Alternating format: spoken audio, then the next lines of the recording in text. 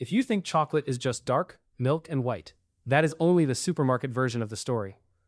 Chocolate is really a family tree. Some branches begin in ancient cacao drinks. Some begin in Dutch factories. Some begin in Swiss experiments with milk. Some begin in Italian hazelnut shortages, Belgian candy shops, or modern labs trying to make a pink chocolate bar.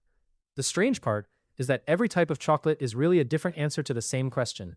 What should humans do with a bitter tropical seed?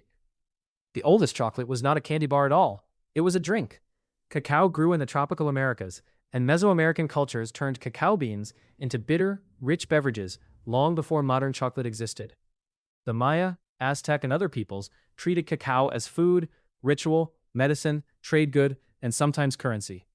This chocolate was closer to a powerful spiced drink than a dessert. It could be foamy, bitter, and mixed with ingredients like chile, maize, or vanilla. So the first type of chocolate was not sweet chocolate, it was drinking cacao, and its origin was ceremonial, social, and deeply valuable. Then Europeans changed the taste. When cacao reached Spain, it entered a world that loved sugar, cinnamon, and hot drinks. The bitter cacao drink slowly became sweeter and more fashionable. For a long time, chocolate in Europe was still something you drank, not something you snapped into squares. It was expensive, elite, and served in courts and chocolate houses. This is where sweet drinking chocolate became its own type. A colonial luxury built from American cacao, European sugar, and global trade. It was already changing from sacred seed to status symbol. The next big type was cocoa powder. This sounds simple, but it changed everything. Cacao beans naturally contain cocoa solids and cocoa butter. For centuries, that fat made chocolate heavy and difficult to mix.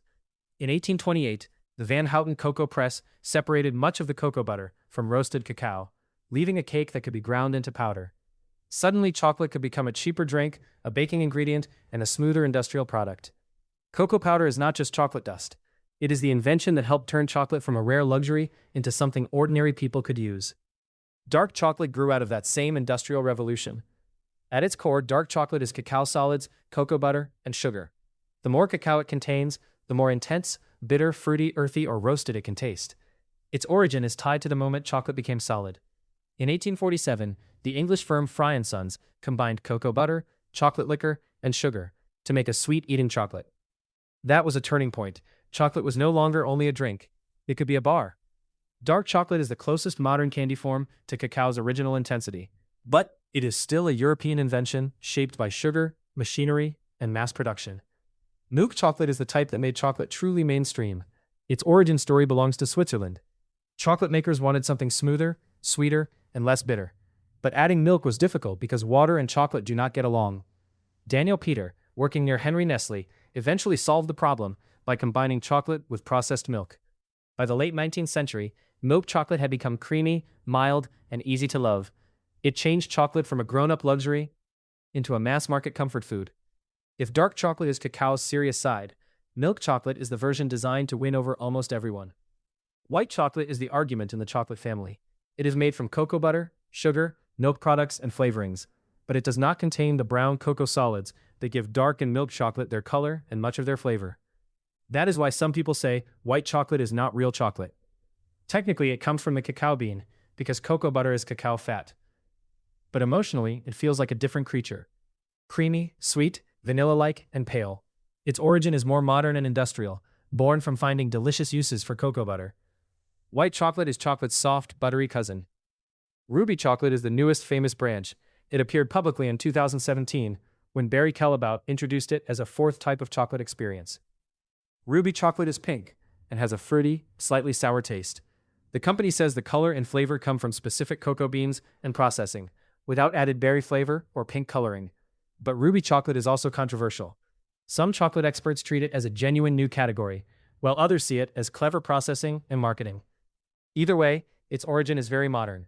Not ancient ritual, not European drinking houses, but research, branding, and the search for something that feels new in a very old food. Couverture chocolate is not really about flavor first. It is about performance. Couverture has extra cocoa butter, which makes it flow beautifully when melted, and set with a glossy snap when tempered correctly. This is the chocolate of pastry chefs, chocolatiers, dipped truffles, shiny bonbons, and elegant coatings. Its origin is professional craft. It exists because once chocolate became industrial, specialists needed chocolate that behaved predictably in kitchens. Couverture is the type that reminds you chocolate is not only food, It is material science wearing a dessert costume. Compound chocolate is the opposite of couverture in spirit. It often replaces cocoa butter with other vegetable fats, which makes it cheaper and easier to use because it does not need careful tempering. You see it in candy coatings, inexpensive decorations, mass-produced snacks, and products where convenience matters more than chocolate purity. Its origin is industrial efficiency. It exists because real cocoa butter is expensive and temperamental.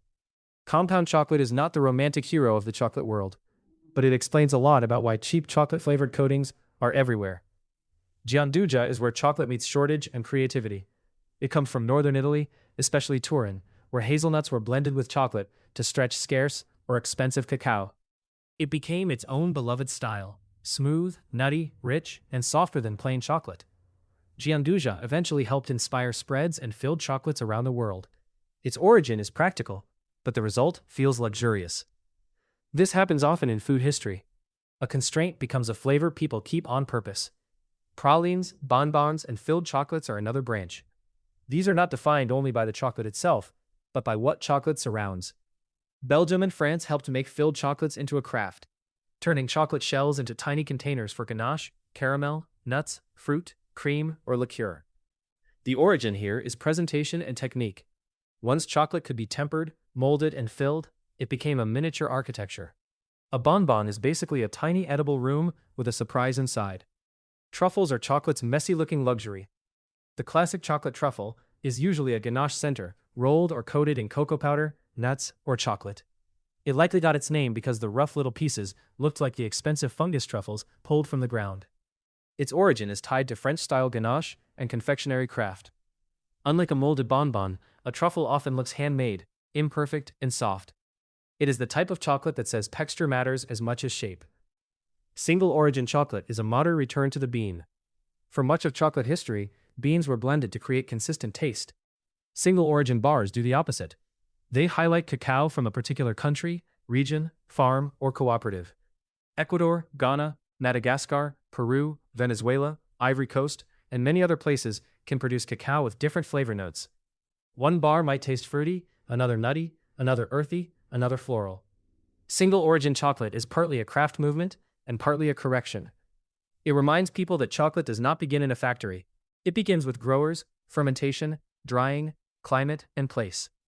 Bean-to-bar chocolate goes even further. The maker controls the process from selecting cacao beans through roasting, grinding, refining, and tempering. This does not automatically mean better chocolate, but it does mean the maker is trying to tell a more specific story through the bean. Its origin is modern craft culture, where people became interested in coffee, wine, bread, beer, and chocolate as products of process and origin.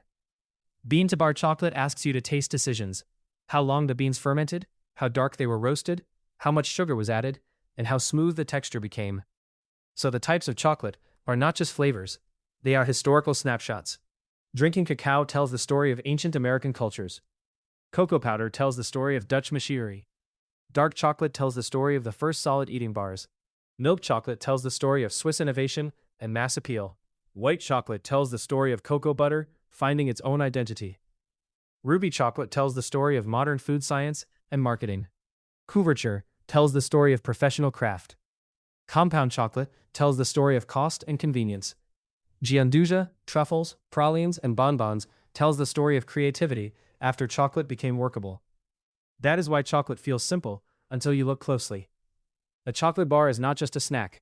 It is agriculture, trade, technology, empire, chemistry, craft, and taste, all compressed into something small enough to fit in your hand. The next time you see a piece of chocolate, the real question is not just whether it is dark, milk, or white. The question is, which part of chocolate history are you about to eat?